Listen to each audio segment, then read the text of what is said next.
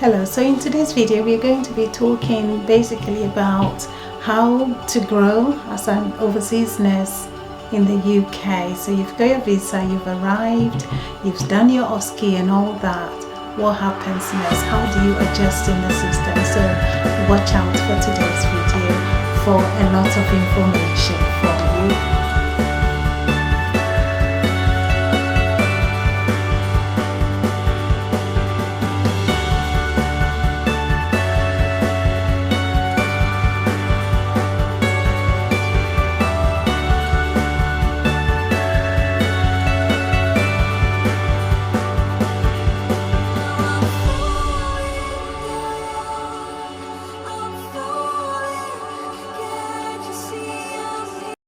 Hello everyone, welcome back to my channel. My name is Becky Setre. I hope you're all doing well. If this is the first time you're watching my video, do not forget to click that subscribe button so that you would stay tuned. You'll be notified as well anytime I post a new video. So today, what am I going to be talking about? I want to talk about how to grow or thrive as a newly registered overseas nurse in the UK. So this video is for all my fellow overseas nurses who have come to the UK and have recently registered, or those who have just started the journey, or those who are on the journey. It may be beneficial as well to newly qualified nurses in the UK, and this video could also be beneficial to healthcare workers or senior carers who have come to the UK. So when you arrive, how are you going to grow? It is very exciting, I would say, to get your visa, to get your paperwork, and telling family and friends that I'm going to the UK to work as a nurse. At the same time, it can be a very anxious time as well. The work starts with your OSCE preparation when you arrive in the UK.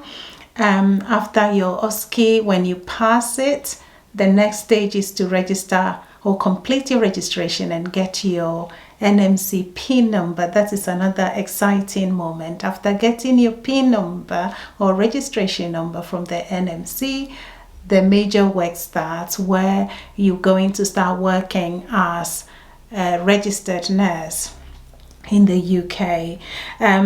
Basically, as you know, most of you would have worked in your home countries, would have been seniors in your home countries. You would have been in charge of the ward and, senior sisters and all that before coming here. But when you're here, I've said before in one of my videos, you are starting completely as a newly registered nurse in the UK, because you're all going to be on band 5 starting point. You would not be higher than a UK newly qualified, although you have got years of experience from your home country. Also, what I've got to say is that apart from your experience, when you arrive, you need to bear in mind you are in a completely different country where they have different culture. The people over here do not know your culture. They don't understand your culture, but you are expected to learn their culture. There are things you may see and you think, oh, what is all this about? But that is how things are done here, and things are done differently. So you have to definitely have an open mind. Nursing is the same everywhere. The nursing process is the same everywhere. The only difference is the fact that things are done differently in each country. The same procedure could be performed slightly differently, and also maybe performed with a different equipment as compared to your home country. So you have to bear all that in mind. Apart from that, you may be very competent and confident in what you do, but once again, as I said, from your home country. But as I said, you have to be prepared to learn. You have to be humble as well, because the way things are done, even in the UK, it differs slightly from hospital trust to another trust. So it's just important to keep all that in mind as well. People may not understand. Sometimes there are issues with our accent. You may say something and somebody say, "Pardon, what did you say?" The way they pronounce things sometimes are slightly different. The other day I was pronouncing something. I've been here 18 years. I've learned English. English is not my first language. So I was trying to say gym. It's like somebody did not understand what I was saying. Say gym or whatever. And I said, no, I said gym. Oh, I thought I didn't understand what you said. And I said, sorry, I'm an African. English is not my first language. I've learned English, and I left it there. Anyway, so you may meet situations like that, but you know, it's one of those things. You need to keep an open mind. I've got my note again. Keep an open mind. You need to try to know your colleagues. Don't shy away from knowing people you're going to be working with. I'm not saying you should be asking too many questions to know everything about them, but at least try to know them. You need to be patient. Do not rush to do things. Be very patient and very observant. Read your employment contract very well so you know what your contract entails. Get a notepad to write anything that you're not familiar with. I did the same. I've still got my old notepad from 2003 in my drawer somewhere. I look at it and I smile at certain things. Sometimes you may meet some new medications you're not sure about. You just have to write it down. There are a lot of passwords that you would use in for your computers, your login and all that. There are passcodes to cupboards in the office, or not office, on the ward and all that, and you can't keep all of these things in your head. So get a small notepad that you would fit in your pocket. So anything you're not sure, anything new, just write it and keep it in your pocket and reference to it as you go ahead. And also it could be some medications that you know you have come across for the first time. Write a note. You need to familiarize yourself with your hospital bleep numbers. If you need to bleep a doctor, how do you go about it? The emergency numbers of the ward, you need to know. What are the shift patterns? So some hospitals or some wards or department do early shifts, late shifts. What time does an early shift start? What time does a late shift start? If I'm doing a long day, when does it start? So you have to familiarize yourself with all those things. Time management is another thing to keep in mind. Those of us from Africa, especially Ghana, we have African time or Ghanaian time. So when they're saying you should get to somewhere at 1 o'clock, people don't get there till 3 or 4. I know we don't do that for work anyway, but just be careful. When you're supposed to be starting at 7:30, you get there at least 7:15. At least 7:15 would be fine. So you already always give yourself enough time ahead of time so that you get there, especially if you're not driving and you're going to be using a bus. Just make sure you give yourself enough time to get to work.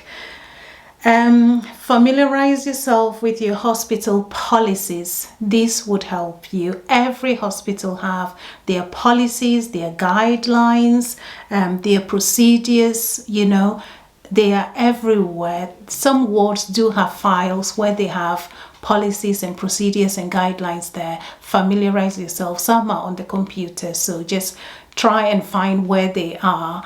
Every procedure, or I would say almost every procedure, has a guideline, how to administer certain antibiotics and all that. There are guidelines, procedures and policies regarding all those things. So try your best to familiarize yourself with them. It will help you a lot. Know your annual leave policy and entitlement, and when to book your leave as well. Some people know, especially those who have children in the workplaces. I know people who even they've already booked their summer holidays for 2022. So you need to familiarize yourself with it and find out how to book leave and all that. Now you need to familiarize yourself with where to get help if you need to. you know you are, should I say, a foreigner here. Yes, you are a foreigner, just as I am a foreigner, although I'll call myself an African British, I would say. I'm still a foreigner. I wasn't born here, so I'm from Ghana. And there are times you would need to speak to somebody in confidence. You would need someone to listen to you, not necessarily somebody from your background. It could be in the workplace, human resources procedures, your seniors, your managers, or if certain things are going on, you're concerned, who do you speak to? You need to familiarize, or you need to find out where to get those sorts of help. If it is for counseling for mental health, stress-related issues, counseling services and all that, you need to find out who to speak to. Consider joining a union. Sometimes people say, oh, you joined the union, you're just going to be paying money. They don't even do anything, or they don't support you. There are times you will get the support from your union. So I might do something about unions in the future. So consider joining. Read on the unions available, the nursing unions available, and see which one you prefer, and you can join one of them. Always ask if you are not sure. You may have done a procedure 100 times in your home country. Over here, before you do certain procedures, or most procedures, you have to be signed off. Competencies needs to be signed off before you do them. So please make sure you are confident and competent in doing something before you do it. If not competent in a procedure, feel free to say, I'm sorry, I would rather look stupid than go do something and find myself in trouble. So just bear that in mind. Learn to say thank you and please. So one thing I've realized about the British society is they are very good at saying thank you and please. It's just a way of, it's part of their conversation. Even in Ghana, I remember sometimes when you want to ask somebody something, so pacho, it's just please, something like that. So learn to say please. Somebody gives this, oh, thank you, or please, can you do this for me? Can you help me? Please, can you help me do this? So it's nothing. It's just part of day-to-day communications. You get used to it. Sometimes as well, you have to grow a thick skin. Yeah? You have to grow a thick skin. You see certain things, pretend you haven't seen it. Otherwise, if you don't grow a thick skin and your skin is thin, you will not be happy. It's not everyday life, occasionally. Another thing I would chip in is gossip. Sometimes people smile with you one moment, the next moment you turn around, they're gossiping behind you. If you turn quickly, you catch people. It's not a common thing, but gossip is something I've realized is very common. I think I also gossip sometimes. So I've learned it and I do it sometimes. So, and I'm sure you too will do it when you've stayed in the system for a long time. I don't do it every day, don't get me wrong. But it's something which is common. Gossiping is very common over here. I know we gossip in our own home countries as well, but sometimes I find it a bit too much here. Anyway, that is just by the way. Do not dwell on mistakes. So if you make a mistake, do not dwell on it. Learn out of it and move forward from it. So bear that in mind. Be open to learn. I keep saying the same thing. Be safe in all you do. Be honest.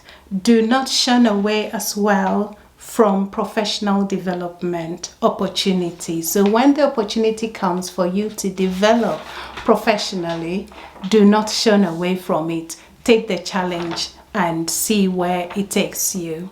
You need to be open and be ready to learn as well from healthcare assistants, most of them, or majority of them, have been healthcare assistants for several years, so they know a lot of things and they will teach you. So just learn from them. I have worked with very, very lovely and great healthcare assistants who have helped me when I started working here. I had to learn a lot of things from them, in addition to the nurses who were my mentors and my preceptors as well. So, you know, learn from healthcare assistants. They are very helpful.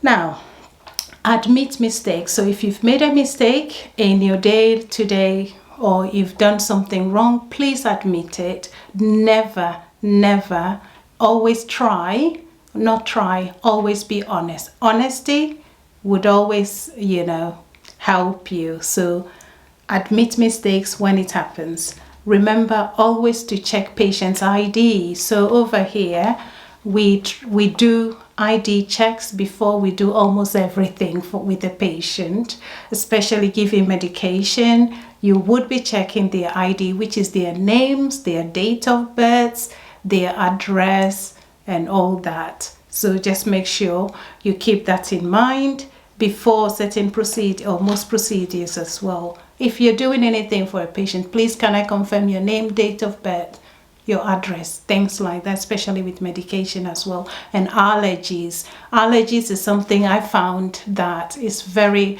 different. There are so many allergies I found here. Before I came to UK, I did not know much about granite or peanut allergy, but I came to realize plasters, people are allergic to plasters or tapes, certain types of gloves and things like that. So always remember to ask if people are allergic to certain things. It's very important. I can't even speak English properly this afternoon. Familiarize yourself with the NMC code as well. It will help you. You also have to find out how to maintain your NMC registration. So you get the PIN, that's not the end of it. You need to know that every year you have to pay NMC. You can pay in two installments, or you can pay every quarterly, which is 3 monthly as well. So you can set a direct debit with direct debit or standing order with NMC, so that they take the money automatically. So every year you have to pay, and every 3 years you have to do revalidation. So remember, keep that in mind. And also you need to familiarize yourself with your hospital's PDR or appraisal. PDR is professional development review or appraisal. So every year you would have appraisal with your manager or someone senior, the band 6 or band 7. So they would go through how you're doing. Do you have any concerns? Whether they have any concerns with your practice, how to support you. Is there any developmental things that you have identified that you want to do, like courses or training? So things like that. There are a lot of paperwork regarding appraisal, so you can look at it so you know how to prepare for your appraisal as well. You also need to keep up to date with your mandatory training. So every trust, there are a lot of training we all have to do, like your CPRs, your basic life support and all those things, manual handling, and a lot of mandatory training, in addition to e-learning about bullying, harassment. You need to learn all those things. So if someone is bullying you or harassing you at work, you would be able to know where to report it to or how to deal with the situation. Data protection and all those things, cyber security. These are just a few of some of the e-learning you may be doing in your trust. So get to know what it is. And then the forms that are used in your ward. So forms are used, so there are different paperwork or forms that you need to prepare for different procedures, or like fluid balance charts, the news forms and observation forms, and continent forms, nutrition forms, several forms. If somebody is going to theater, there's theater preparation forms and checklists and all that. So you need to familiarize yourself with all the different forms on your ward. They will show you. Finally, All work and no play makes Jack a very dull boy. Do not burn yourself out. Remember to take rest. So when you're off, yes, when you start working, you can join the bank in your hospital. The bank is just like, how do I describe the bank? The bank is within a hospital. You register and they supply the wards when the wards are short of nurses. So it's like supporting, you'll be paid anyways, like overtime sort of thing. You register with a nursing bank in your hospital, and when you have free times, you go and do some extra shifts and they pay you for it as well. But make time for yourself, otherwise it gets to a point you can't do any of that. So as I said, remember to, you can register on the bank. Remember to take rest so that you don't feel burnt out. Otherwise you'll be so tired. So because if you become ill, what happens? So share with your friends, and remember to subscribe as well. Comment and I'll try and get back to you. Take care of yourselves. Bye bye.